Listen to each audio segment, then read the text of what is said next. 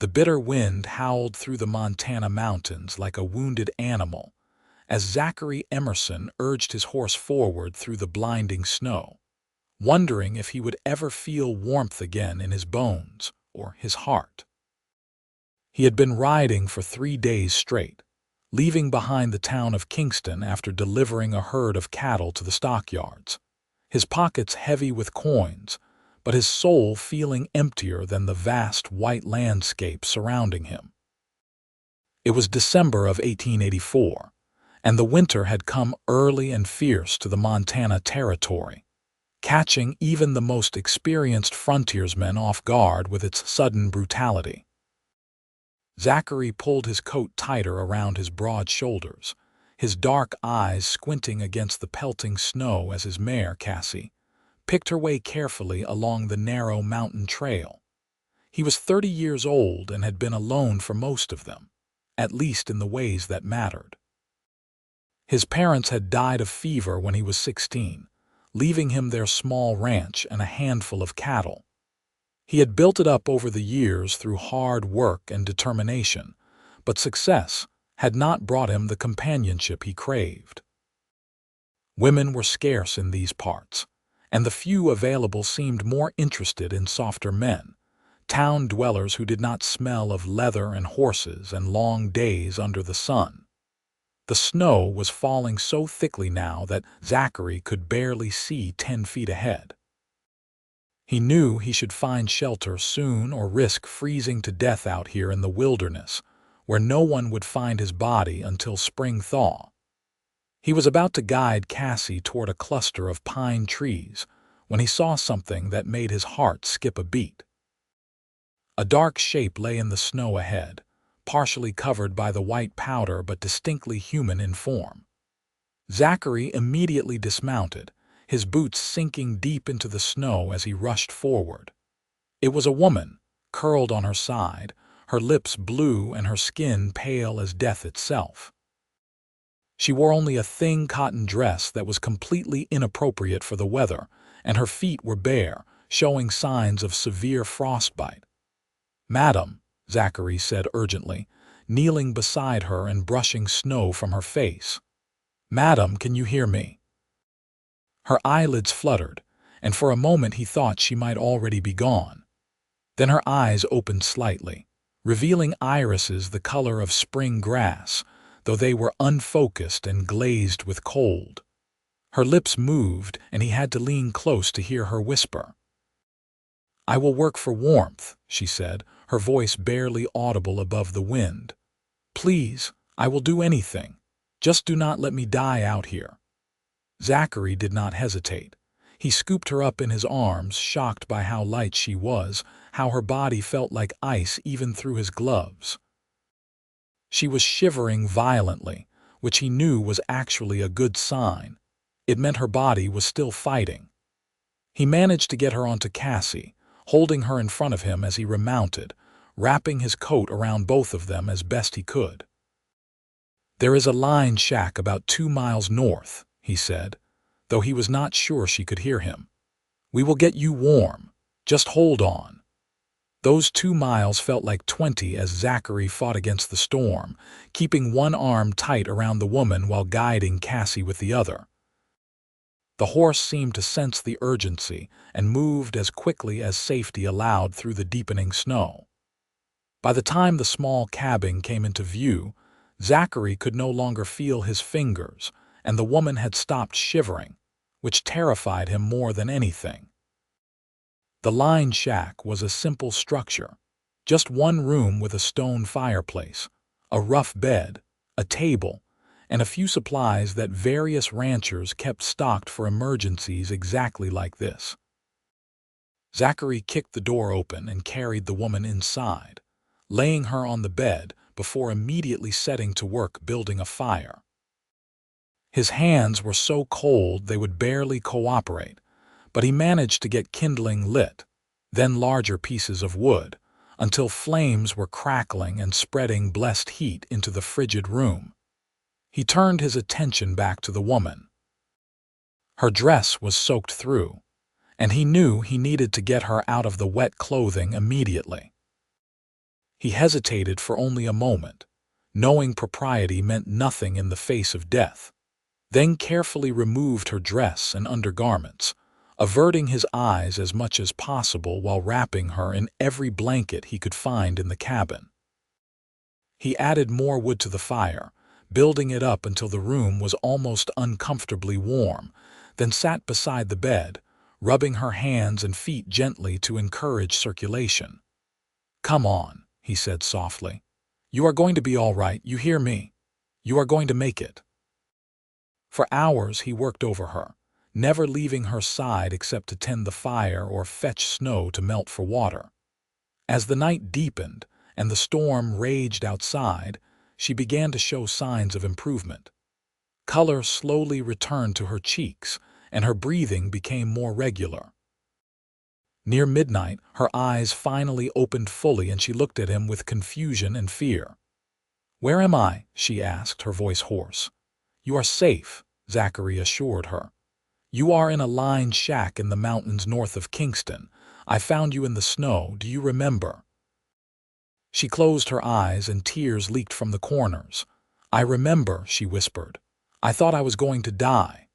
"What is your name?" Zachary asked gently. "And how did you come to be out there with no coat or shoes?" "Lillian," she said after a moment. "Lillian Anderson."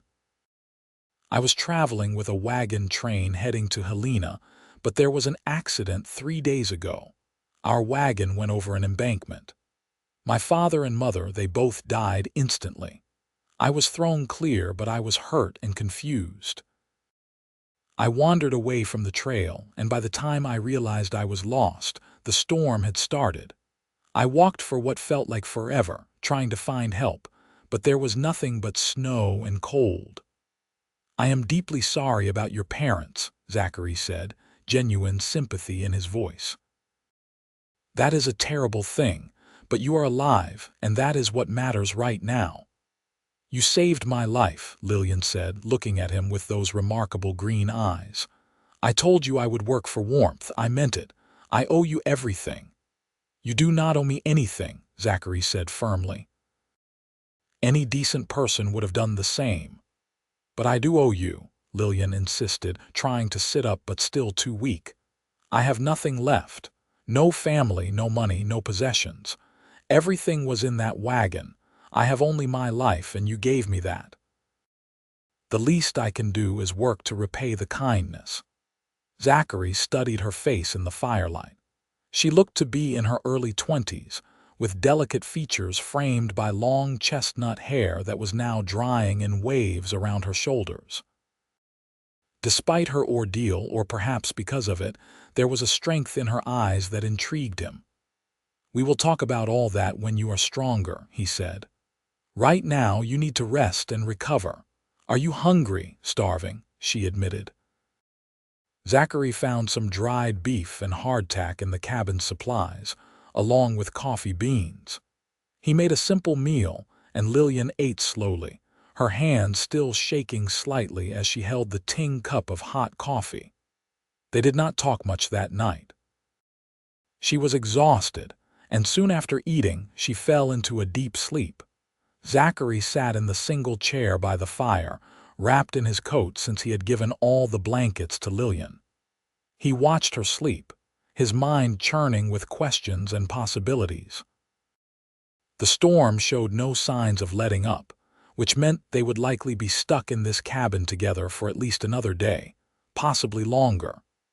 He found himself not minding the prospect as much as he might have expected. When morning came, the storm had intensified rather than diminished. Snow was piled against the door and the wind shrieked around the cabin's corners. Lillian woke slowly, looking around with more awareness than she had shown the night before. "How are you feeling?" Zachary asked from his position by the fire. "Better," she said, sitting up carefully. "Sore and still cold, but better. Thank you for everything you did. I realize now that you must have undressed me. I am grateful you were respectful." "Of course," Zachary said, feeling heat rise to his face that had nothing to do with the fire. "I only did what was necessary to save your life." "I know," Lillian said softly. And I am truly grateful. What is your name? I realized I never asked. Zachary Emerson. Most people call me Zach. Mr. Emerson, Lillian began, but he interrupted her. Just Zach, please. Zach, she continued, I meant what I said last night. I need to work to repay you, and I need employment regardless. I have nothing and no one. If you have work I can do, I would be grateful for the opportunity. Zachary hesitated. His ranch could certainly use help. He had been managing alone for years, and it was back-breaking work, especially during calving season and roundup. But having a young woman living on his property would cause talk in town, and he did not want to damage her reputation or his own. I do have a ranch, he said slowly. About 15 miles south of here, closer to Kingston. I could use help with cooking, cleaning, tending the garden in warmer months, maybe helping with the chickens and such. But Lillian, you need to understand that if you come work for me, people will talk. This is a small community, and folks have nothing better to do than gossip. I do not care what people say, Lillian said firmly. I care about surviving and making my own way. I will not be a burden on anyone, and I will not accept charity. If you will employ me, I will work harder than any hand you have ever had. I do not have any hands, Zachary admitted. It is just me, has been for years. Then you definitely need help, Lillian said with a small smile, the first he had seen from her.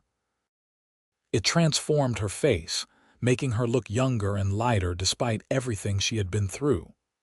All right, Zachary agreed. When this storm passes and you are strong enough to travel, we will head to my ranch. I will pay you fair wages, and you can have the small room off the kitchen. It was meant to be a hired hand's quarters, but I never got around to hiring anyone permanent. Thank you, Lillian said, relief evident in her voice. You will not regret this, I promise. They spent the next 2 days trapped in the line shack as the storm continued its assault on the mountains. During that time, they talked more than Zachary had talked to anyone in years. Lillian told him about her life before, growing up in Ohio where her father had been a shopkeeper. Times had gotten hard after the financial panic of the previous year, and they had decided to head west seeking better opportunities. She had been educated, unusual for a woman of her circumstances, because her mother had been a teacher and insisted on it. Zachary, in turn, shared stories of his life on the ranch, the challenges of making a living from the land, the satisfaction of watching cattle grow strong and healthy under his care. He told her about his parents, about his lonely years, about the beauty he found in the Montana wilderness despite its harshness. Why have you never married? Lillian asked on the second day, her natural curiosity overcoming any hesitation about propriety. Zachary was quiet for a long moment. I suppose I never found someone who wanted the life I have to offer, he said finally. Ranching is hard work, and it is isolating. Most women want more than I can give, more society, more comfort, more excitement. I think you underestimate what you have to offer, Lillian said softly. From what you have described, you have built something real and lasting. That takes character and determination. Those are qualities worth more than comfort or excitement. Her words stayed with Zachary long after the conversation moved on to other topics. There was something about Lillian that drew him in, a combination of vulnerability and strength that he found captivating. She had been through terrible trauma, losing her parents and nearly dying herself, yet she faced forward with determination rather than falling into despair. He found himself watching her when she was not looking, noticing the way the firelight caught in her hair, the musical quality of her laugh when he said something amusing, the intelligence in her eyes when they discussed books they had both read. On the third morning, the storm finally broke. The sun rose in a clear blue sky, revealing a world transformed by snow. Drifts were piled high against the cabin, and every tree branch bowed under a burden of white. It was breathtakingly beautiful and treacherously dangerous for travel. We should stay one more day, Zachary decided. Let the trails settle a bit and make sure another storm is not coming. We have enough supplies, and I would rather be cautious than risk getting caught out in the open again. Lillian agreed readily. The truth was, neither of them seemed in a hurry to leave their temporary sanctuary. The enforced intimacy of the small cabin had created a bond between them, and both felt the impending change that would come when they returned to the wider world and its expectations. That final day in the line shack had a dreamlike quality. They talked and laughed, shared the simple meals Zachary prepared, and sat together by the fire as evening fell. At one point, Lillian reached out and took his hand, squeezing it gently. "Thank you, Zach," she said. "Not just for saving my life, but for treating me with such kindness and respect. You have given me hope when I thought I had none left." Zachary squeezed her hand in return, feeling something shift in his chest. "You have given me something too," he said quietly. "I did not realize how lonely I had been until I had someone to talk to again, someone who understands." Their eyes met, and for a moment, Zachary thought about kissing her. The impulse was strong, nearly overwhelming, but he held back. It was too soon, and she was too vulnerable. If something was going to develop between them, it needed to happen naturally, without the forced closeness of crisis influencing their decisions. The next morning, they set out for Zachary's ranch. Lillian wore his spare shirt and a pair of his pants, cinched tight with a belt and rolled at the cuffs. It was far from proper attire for a lady, but it was warm and practical, and there was no one to see them on the lonely trail. The journey took most of the day, with Zachary going slowly to accommodate the deep snow and Lillian still recovering strength. When they finally crested the last hill, and Zachary's ranch came into view, Lillian gasped. The main house was modest but well built, constructed of logs with a stone chimney rising from one end. A barn stood nearby, along with several outbuildings and a corral. Everything was blanketed in snow, smoke rising from the chimney indicating that the fire he had banked before leaving was still burning. "It is wonderful," Lillian said sincerely. "You have built something truly special here." "It is home," Zachary said simply, but he felt a surge of pride at her words. Inside, the house was cold but not freezing. Zachary quickly built up the fire while Lillian explored the space. The main room served as kitchen, dining area, and sitting room, with a large stone fireplace dominating one wall. A door led to Zachary's bedroom, and another opened to the small room he had mentioned, barely large enough for a bed and a chest of drawers, but private and secure. "It is perfect," Lillian declared, looking at the small room that would be hers. "I can make it comfortable." Over the next few weeks, they settled into a routine.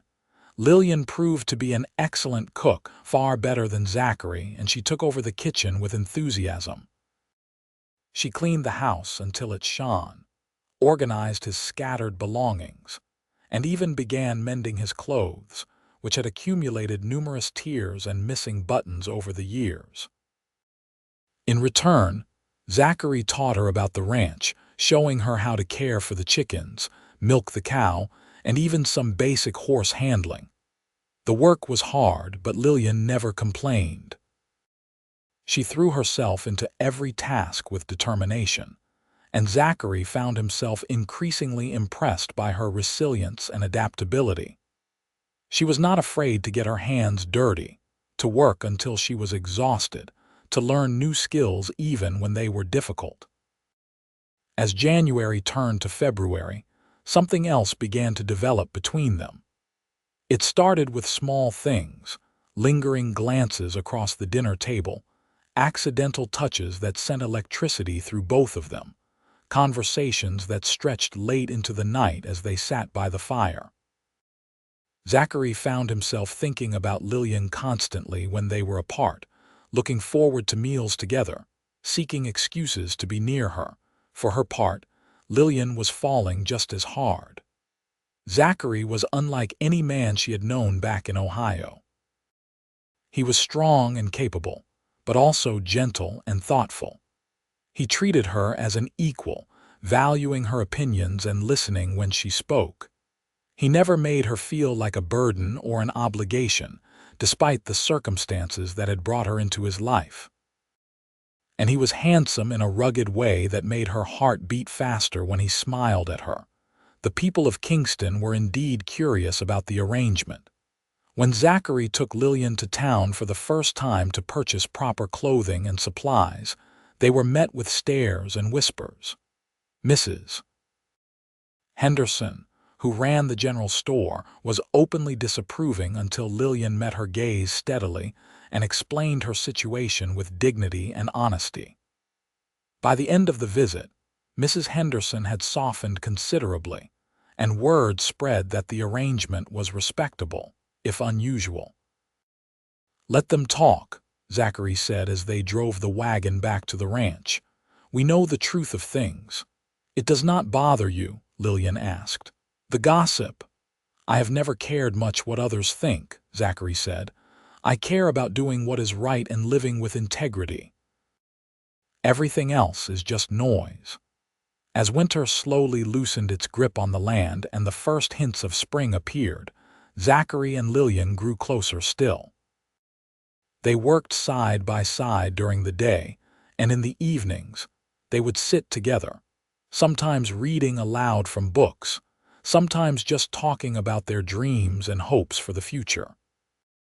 One evening in early March, as they sat by the fire after supper, Lillian set down her mending and looked at Zachary with an expression he could not quite read. "Zach, can I ask you something personal?" she said. "Of course," he replied, setting aside the harness he had been oiling. "Do you ever think about the future, about marriage and family?" Zachary's heart began to pound. "I do," he said carefully. "More lately than I used to." "Why more lately?" Lillian asked, though her slight smile suggested she already knew the answer. "Because lately I have had reason to hope that such things might be possible for me," Zachary said, meeting her eyes. "Lillian, I need to be honest with you.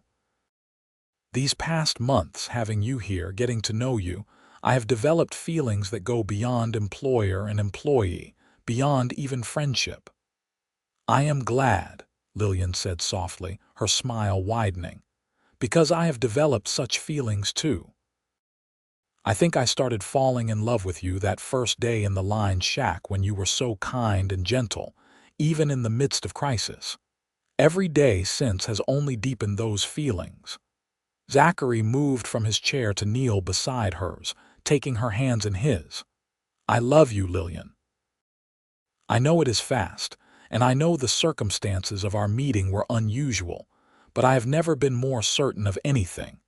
You have brought light and warmth into my life in ways I never imagined possible."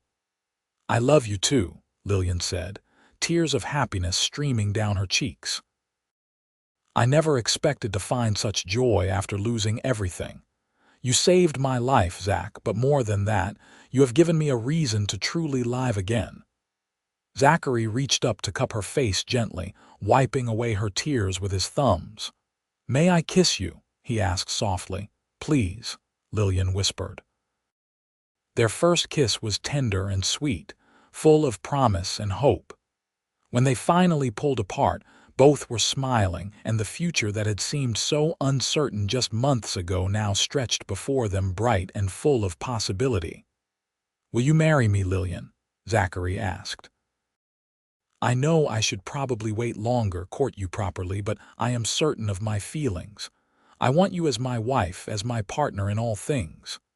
"Yes," Lillian said without hesitation. "Yes, I will marry you. I am just as certain as you are. When you know, you know, and I know that you are the man I want to spend my life with." They were married 3 weeks later in a simple ceremony at the small church in Kingston. Mrs. Henderson and her husband stood as witnesses, and the minister's wife played a slightly out-of-tune piano. Lillian wore a simple blue dress that Mrs. Henderson had helped her sew, and Zachary wore his best suit, brushed and pressed for the occasion. It was not fancy or elaborate, but it was perfect for them. The spring and summer that followed were the happiest months of Zachary's life. Lillian was not just his wife, but his true partner. She worked alongside him during calving season, staying up all night when necessary to help with difficult births. She tended an impressive garden that provided vegetables for their table and extras to sell in town.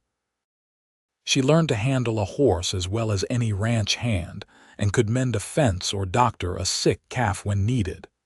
But it was the quiet moments Zachary treasured most. Waking up beside Lillian every morning, her hair spread across the pillow, and her face peaceful in sleep. Coming in from a hard day's work to find her in the kitchen, humming as she prepared supper. Sitting together on the porch in the evenings, watching the sun set over the mountains while they talked about their day, or simply enjoyed the comfortable silence that came from two people perfectly at ease with each other. In August, Lillian told him she was expecting a child. Zachary was overjoyed, immediately becoming protective and insisting she reduce her workload, though Lillian laughingly assured him she was perfectly capable of continuing most of her regular activities. "Women have been having babies since the beginning of time," she reminded him. "I am healthy and strong. Our child will be fine, and so will I." Still, Zachary could not help but worry. The memory of finding her nearly frozen in the snow, of how close he had come to losing her before he even really had her, made him acutely aware of how fragile life could be. But Lillian remained healthy throughout the pregnancy, blooming with vitality and happiness. Their son was born in March of 1886, almost exactly 2 years after Zachary had found Lillian in the snow. The birth was long and difficult, attended by Mrs. Henderson, who had experience as a midwife, but Lillian was strong and determined, and when Zachary finally heard his son's first cry, he felt his heart might burst with emotion. "We have a son," Lillian said tiredly but happily as Mrs. Henderson placed the baby in her arms. "A beautiful, healthy son. He is perfect," Zachary said, tears streaming unashamedly down his face as he looked at his wife and child. "You are perfect. I love you so much." They named him Thomas after Zachary's father, and he brought even more joy and purpose to their lives. Zachary had thought he understood love when he married Lillian, but becoming a father opened entirely new depths of feeling. Watching Lillian nurse their son, seeing her gentle patience as she cared for him, Zachary fell in love with her all over again. As Thomas grew from infant to toddler, the ranch prospered. Word spread about the quality of Zachary's cattle, and he was able to expand his herd and his land. He hired 2 ranch hands to help with the increased workload, young men from town who needed employment and were willing to work hard. This allowed Zachary more time with his family, something he valued above all else. When Thomas was 3, Lillian announced she was expecting again. This time, Zachary was less anxious, trusting in Lillian's strength and in the experience they had gained from the first birth. Their daughter, Sarah, was born in the spring of 1889, and she was the image of her mother, with the same green eyes and delicate features. "Our family is complete," Lillian said as she held Sarah, with Thomas peering curiously at his new sister and Zachary's arm around them all. "I have everything I ever dreamed of and more." "So do I," Zachary agreed. "When I found you in that snow, I had no idea I was finding my entire future. You have given me everything that matters: love, family, purpose, joy. I wake up grateful every single day." The years continued to pass, bringing both challenges and triumphs. There were hard winters and dry summers, sick cattle and broken fences, but there was also laughter and love, growing children and deepening partnership. Thomas grew into a sturdy, reliable boy who loved the ranch and all its workings. Sarah was spirited and bright, constantly asking questions and wanting to be involved in everything. When Thomas was 10 and Sarah 7, Lillian and Zachary were surprised by one more addition to their family, a second son they named Daniel. His arrival brought new energy to the household, and his older siblings doted on him constantly. As the 1890s progressed, the Wild West that Zachary had known in his youth was slowly fading. Towns were growing, railroads were expanding, and civilization was pushing ever further into the wilderness. But on the Emerson Ranch, life maintained a steady, satisfying rhythm. The children grew strong and capable, learning the values of hard work and family loyalty that their parents modeled every day. Zachary and Lillian's love never faded or became routine. They made it a priority to nurture their relationship, even amidst the demands of children and ranch. They still sat together on the porch in the evenings when weather allowed, holding hands and talking as they had when they were newlyweds. They still found moments to steal kisses when the children were occupied, still looked at each other across crowded rooms and felt that spark of connection. "Do you ever think about that night in the line shack?" Lillian asked one evening as they celebrated their 15th wedding anniversary. The children were asleep, and they had the house to themselves for a rare, quiet moment. "I think about it often," Zachary admitted. "I think about how close I came to never knowing you, to passing by a few minutes earlier or later, to missing you entirely. It terrifies me sometimes, how easily we might never have met." "But we did meet," Lillian said, reaching for his hand. "And everything that has happened since, all the joy and love and family, it all stems from that moment. You saved my life, Zach, but I think I saved yours too in a different way." "You absolutely did," Zachary agreed. "I was not really living before you came into my life. I was just existing, going through the motions. You taught me what it means to truly live, to love and be loved, to build something meaningful with another person." "We built it together," Lillian corrected gently. "Everything we have, we created as partners." "That is what I am most proud of. Not the ranch or the house or even our beautiful children, but the partnership we have forged. We are better together than we ever could have been apart." As the new century approached, the Emerson Ranch was thriving. Thomas, now a young man of 14, was taking on more responsibility and showing every sign of becoming as skilled a rancher as his father. Sarah, at 11, was excelling in school and showing an unexpected talent for training horses. Daniel, at 5, was still young but already demonstrating the same work ethic and determination that characterized his family.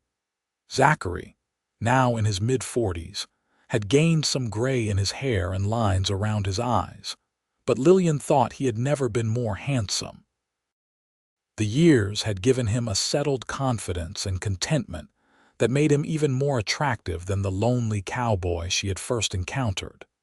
Lillian herself had matured from the frightened young woman Zachary had found in the snow into a confident, capable ranch wife and mother.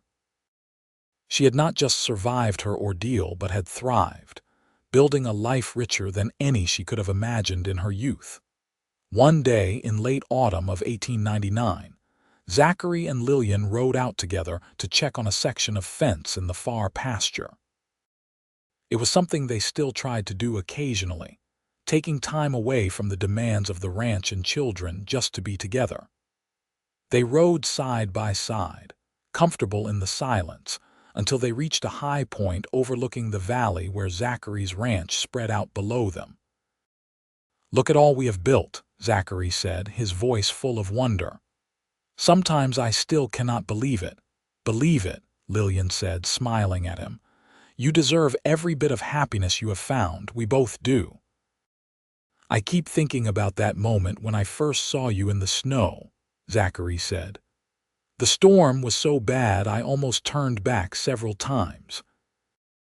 If I had given in to the cold and the difficulty, you would have died there, and I would have lost everything that makes my life worth living without ever knowing it. But you did not turn back, Lillian said. You pushed forward and you found me. That tells me everything I need to know about who you are. You are the kind of man who keeps going even when things are hard, who helps those in need even at cost to himself, who builds rather than tears down. That is why I fell in love with you, and that is why I love you more today than I did 15 years ago. I love you more too, Zachary said. I did not know it was possible to love someone more as time passed, but every year, every day, my love for you deepens. You are my heart, Lillian. You and our children are everything. They sat in silence for a while, watching a hawk circle lazily overhead and feeling the autumn wind cool on their faces. Finally, Lillian spoke again. You think Thomas will take over the ranch someday? She asked. I think so, Zachary said. If that is what he wants, I will never force him, but I think he loves this land as much as I do. And Sarah, she might want her own ranch someday, or she might choose a different path entirely. Whatever they choose, I will support them. You are a good father, Lillian said softly. Our children are blessed to have you. They are blessed to have you, Zachary countered. You have given them everything a mother should give, love and guidance, strength and tenderness. They see in you a model of what a strong woman looks like, how she faces challenges, how she loves her family while maintaining her own identity and strength. As the years continued their steady march forward, the Emerson family remained close and strong. Thomas did indeed take over more and more of the ranch operations, showing both skill and innovation in his management. Sarah, to everyone's surprise including her own, married a young veterinarian who set up practice in Kingston, and together they began breeding and training horses on a small property adjacent to the Emerson Ranch. Daniel showed signs of academic inclination and talked about perhaps becoming a lawyer or teacher. Zachary and Lillian watched their children grow and forge their own paths with pride and satisfaction. They had given their children roots and wings, a solid foundation of love and values while also encouraging them to explore their own interests and dreams. As they entered their 50s, Zachary and Lillian began to slow down slightly, allowing Thomas to take over most of the day-to-day operations of the ranch while they focused on the aspects they most enjoyed. Zachary still loved working with the cattle and would probably never fully retire, but he was content to let his son lead while he supported. Lillian had taken up painting in her spare time, something she had always wanted to try but never had time for when the children were young. She discovered she had a real talent for capturing the Montana landscape in watercolors, and her paintings soon decorated every wall of their home. On a cold December evening in 1904, exactly 20 years after Zachary had found Lillian in the snow, they sat together by the fire in the same way they had in the line shack so long ago. Their children were all grown now, living their own lives while remaining close to home and family. Thomas lived in the main house with his new wife, while Zachary and Lillian had built a smaller but comfortable home nearby where they could have privacy while still being close to the ranch. 20 years, Lillian said, shaking her head in wonder. Has it really been 20 years? 20 years since the best day of my life, Zachary confirmed. The day I found you. The day you saved me, Lillian corrected. The day we saved each other, Zachary said. Because that is what we have done, Lillian. We have saved each other every day since. From loneliness, from despair, from the emptiness that comes from living without true connection. You are my salvation, and I hope I have been yours. You have, Lillian assured him. More than you know. When I lost my parents, I thought my life was over. I was ready to die in that snow. But you found me, and you showed me that life goes on, that joy is possible even after terrible loss, that love can heal the deepest wounds. I was dying too, in my own way, Zachary admitted. Dying of loneliness and isolation, even if I did not recognize it. You brought me back to life just as surely as I pulled you from that snow. They sat in comfortable silence, watching the fire and holding hands, their fingers intertwined as they had been countless times over the past 2 decades. Outside, snow was beginning to fall, but inside they were warm and safe, surrounded by a lifetime of memories and love. "Do you have any regrets?" Lillian asked. "Anything you wish had been different?" Zachary thought for a long moment before answering. "Not a single one," he said finally. "Every choice I made, every path I took, led me to you and to this life we have built together. How could I regret anything that brought me here?" "I feel the same," Lillian said. "Even losing my parents, as terrible as that was, led me to you. I would not trade our life together for anything, even if it meant avoiding that pain." As they grew older, their love continued to deepen and mature. They faced the challenges of aging together, supporting each other through aches and pains, through the losses of friends and the joy of grandchildren. Thomas and his wife had 2 children, and Sarah had 3, filling the Emerson family gatherings with noise and laughter. Zachary loved being a grandfather, loved watching his grandchildren explore the ranch that had been so central to his own life. He took them riding, taught them about cattle and horses, shared with them the same love of the land that his father had shared with him. Lillian was an equally devoted grandmother, always ready with cookies and stories, patience and wisdom. On their 30th wedding anniversary in 1916, their entire family gathered for a celebration. Children and grandchildren, friends from town, ranch hands past and present, all came together to honor Zachary and Lillian's enduring love and partnership. There were speeches and toasts, laughter and a few happy tears. Thomas stood and raised his glass. "To my parents," he said, his voice thick with emotion. "You have shown me and my siblings what real love looks like. Not the easy, romantic love of youth, though you had that too, but the deep, enduring love that survives challenges and grows stronger with time. You have built not just a ranch, but a legacy of family, integrity, and commitment. We are all blessed to be part of what you have created." "Hear, hear," echoed around the room, and Zachary and Lillian stood together, surrounded by everyone they loved, feeling overwhelmed with gratitude for the life they had built. That night, lying in bed after everyone had gone home, Lillian nestled against Zachary's side as she had done for 30 years. "Did you ever imagine our lives would turn out like this?" she asked. "Never," Zachary admitted. "When I was young and alone, I could not have dreamed this kind of happiness was possible. You exceeded every hope I might have had." "You exceeded mine too," Lillian said. "You are the best man I have ever known, Zach. You are kind and strong, gentle and determined, loving and steadfast. I thank God every day that you were the one who found me in that snow." "I thank God I was looking," Zachary said. "I thank God I did not give in to the storm, that I pushed forward, that I was in the right place at the right time. Every good thing in my life flows from that moment." As they drifted off to sleep, warm and safe in each other's arms, both felt a profound sense of peace and completion. They had lived fully, loved deeply, and built something lasting.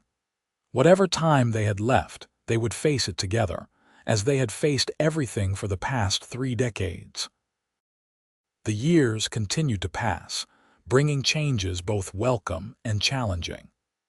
The world was modernizing rapidly. Automobiles began to replace horses in town. Electricity came to Kingston and eventually to some of the outlying ranches. The Old West was fading into history, becoming something talked about nostalgically rather than lived daily. But on the Emerson Ranch, the essential rhythms remained the same. Cattle still needed tending, fences still needed mending, and families still gathered around the table for Sunday dinners. Thomas proved to be an excellent steward of the ranch, making improvements while honoring the foundation his father had laid. Zachary, now in his 60s, had finally accepted that his body could not do everything it once had. He still rode when he could, still helped with lighter tasks, but he had learned to step back and let the younger generation take the lead. It was not always easy for a man who had been independent and capable his entire life, but Lillian helped him see that there was grace in accepting the natural progression of life. "You built something strong enough to outlast you," she reminded him when he chafed at his limitations. "That is the greatest accomplishment, not working until you drop dead in the field, but building something that continues without you. Let Thomas have his turn. He learned from the best, and he will do you proud." Lillian, too, had slowed down, her hair now completely silver though her green eyes remained as bright as ever. She could no longer work from dawn to dusk as she once had, but she remained active in her garden and her painting, and she was always available when her grandchildren needed her wisdom or simply her presence. On a spring morning in 1924, 40 years after Zachary had found Lillian in the snow, they took a ride together up to their favorite spot overlooking the valley. Zachary had to help Lillian mount, and they rode slowly, but the joy of being together in the place they loved was undiminished by age. "Look at that," Zachary said, pointing to where Thomas's oldest son was working with a new colt in the corral. "Third generation learning the same lessons I learned from my father. There is something satisfying about that continuity." "There is," Lillian agreed. "We are part of something larger than ourselves, a chain connecting past and future. What we built will continue long after we are gone." "I am not in any hurry to be gone," Zachary said, reaching over to take her hand as they had done countless times over the decades. "I still have time with you to enjoy." "And I with you," Lillian said, squeezing his hand. "But when the time comes, whenever that is, I will be at peace. We have lived well, loved well, raised our children to be good people, and created something lasting. What more could anyone ask?" They sat in silence for a while, watching the hawks circle and the grass wave in the breeze, feeling the sun warm on their faces and the eternal presence of the mountains surrounding them. "You remember what you said to me that first day?" Zachary asked suddenly. "When I found you in the snow." "I said I would work for warmth," Lillian recalled with a smile. "I was desperate and half frozen, and I thought I had to bargain for my life." "You have given me so much more than work," Zachary said. "You have given me warmth in every sense of the word.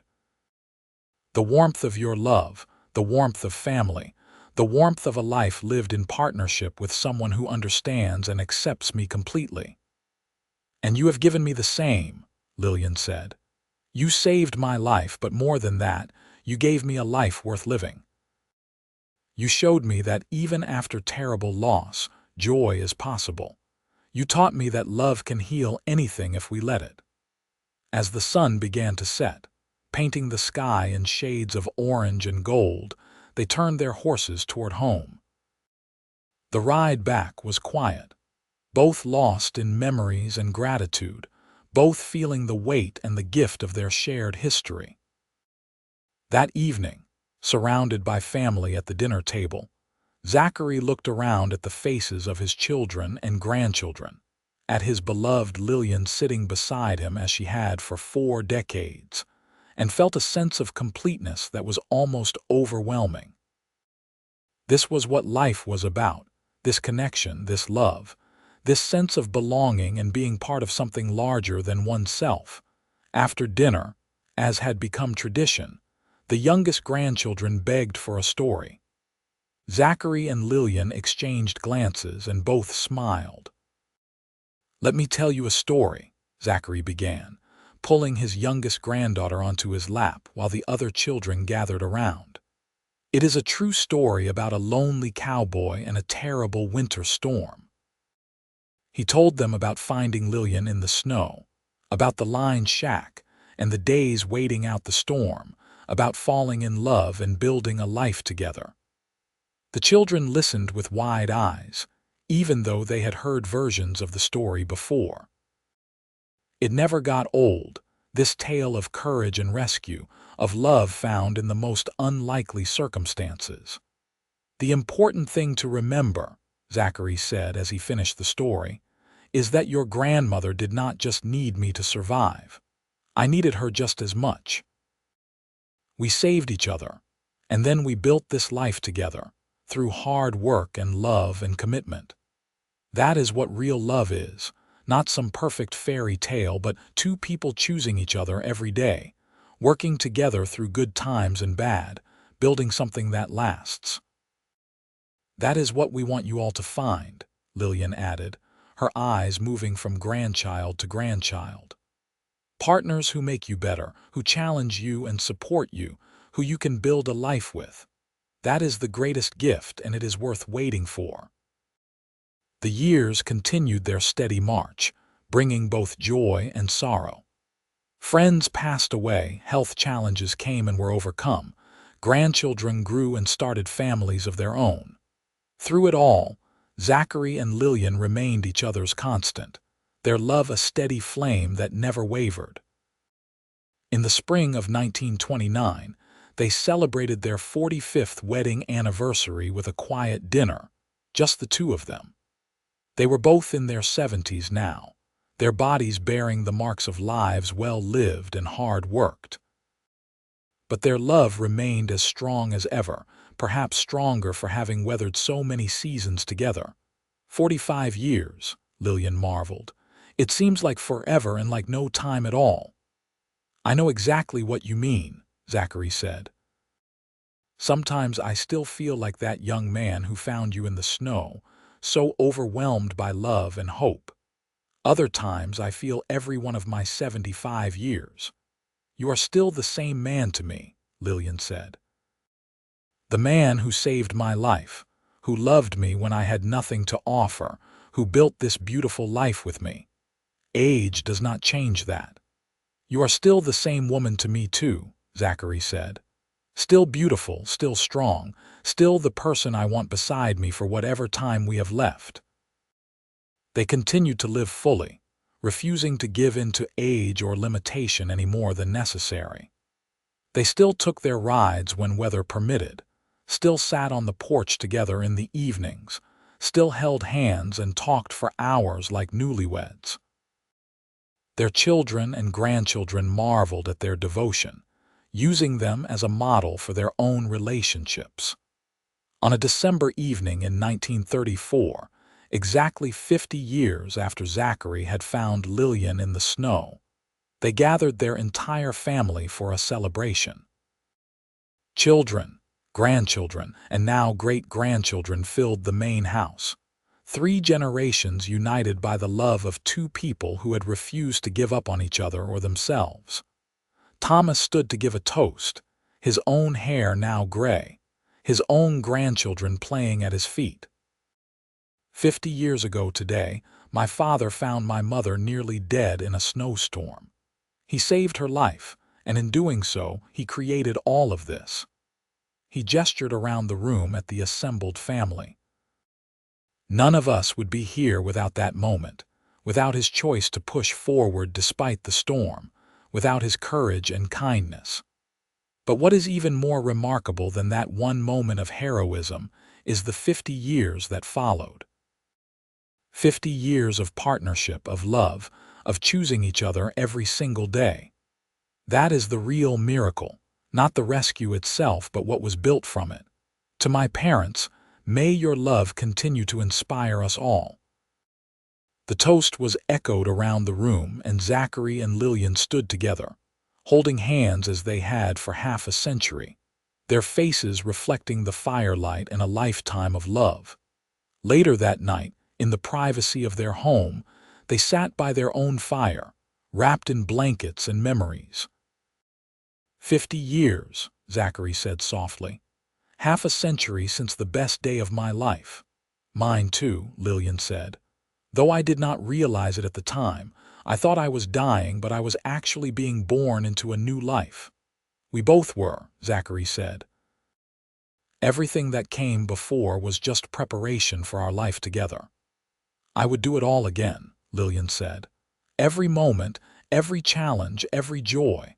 I would do it all again exactly the same because it brought me here to you, to this life we have created. As would I, Zachary agreed. Not one single regret, not one moment I would change.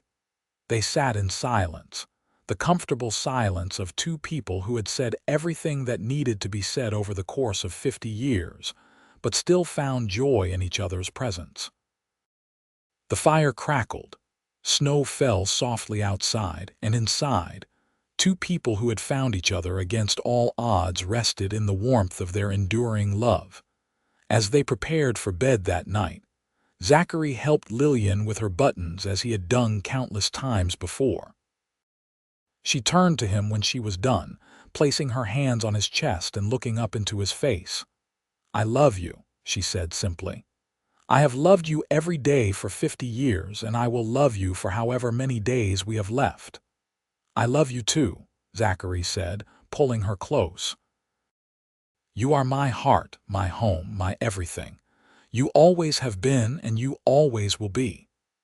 They lived several more years together, their love never diminishing even as their bodies grew frailer. When Zachary passed away peacefully in his sleep at the age of 82, in the spring of 1936, Lillian grieved deeply, but not with despair. They had lived fully, loved completely, and built something that would outlast them both. She had been his wife for 52 years, and those years had been rich beyond measure. Lillian lived another 3 years, spending her final days surrounded by family, sharing memories and wisdom, painting when she had the strength and resting when she did not. She passed away quietly on a December morning, exactly 55 years after Zachary had found her in the snow. Her last words were his name, spoken with love and the certainty that she would see him again. They were buried side by side on a hill overlooking the ranch they had built together, their graves marked with simple stones that bore their names, dates, and a single inscription that told their entire story in just 5 words. They saved each other forever. The ranch continued through the generations, Thomas passing it to his son, who would eventually pass it to his own children. The main house was preserved as it had been when Zachary and Lillian lived there, and family members still gathered there for holidays and celebrations, still told the story of the cowboy and the woman in the snow, still used their great-great-grandparents' love as inspiration and model. On snowy winter evenings, when the wind howled around the house and the fire crackled in the hearth, family members would sometimes say they could feel the presence of Zachary and Lillian, still together, still watching over the legacy they had created. Whether this was imagination or something more, it brought comfort and connection, a sense of continuity that linked past and present. The story of their love became part of the family's identity, passed down through generations as both history and inspiration. Young couples preparing for marriage would visit their graves, seeking blessing and guidance. Children would be told the story as they grew up, learning about courage and commitment, about building something lasting, about the power of love to transform and redeem. And in the telling and retelling, Zachary and Lillian lived on. not just in the memories of those who had known them, but in the values they had embodied, in the family they had created, in the land they had worked and loved. Their love story had not ended with death but continued, rippling outward through time, touching lives they would never know, inspiring love stories yet to be written. The ranch that had once belonged to a lonely cowboy and the woman he saved from freezing became a testament to what two people could build when they chose to build together. It stood as proof that love, real love, the kind built on partnership and respect and daily choice, could withstand anything. Weather, hardship, time, even death itself could not diminish what Zachary and Lillian had created together. Their story became legend in Kingston, told and retold until it took on mythic qualities. But those who had known them, and those who came after who studied the documents and letters they left behind, knew that the real story was even better than the legend. It was not a fairy tale of perfect people, but a true account of two flawed humans who had found each other at the right moment, and then done the hard work of building a life together. Zachary had been lonely, isolated by circumstance and temperament, slowly dying inside even if his body remained strong. Lillian had lost everything, family and future, and had been ready to give up entirely.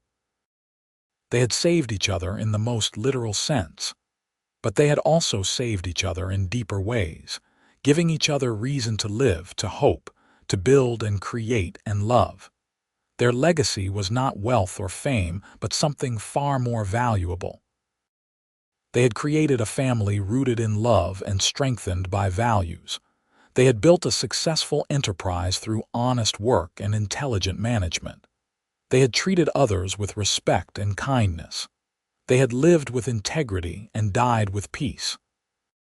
They had loved each other completely for more than half a century, and that love had created ripples that would extend far beyond their lifetimes. In the end, when all was said and done, Zachary and Lillian's story was both simple and profound. A man had found a woman dying in the snow and had saved her. She had promised to work for warmth, but instead she had given him everything that made life warm and worth living. Together they had built not just a ranch but a legacy of love, and that legacy continued through their children, grandchildren, great-grandchildren, and beyond, an eternal testament to the transformative power of two people choosing to save and love each other completely, every single day, for as long as they both lived and far beyond.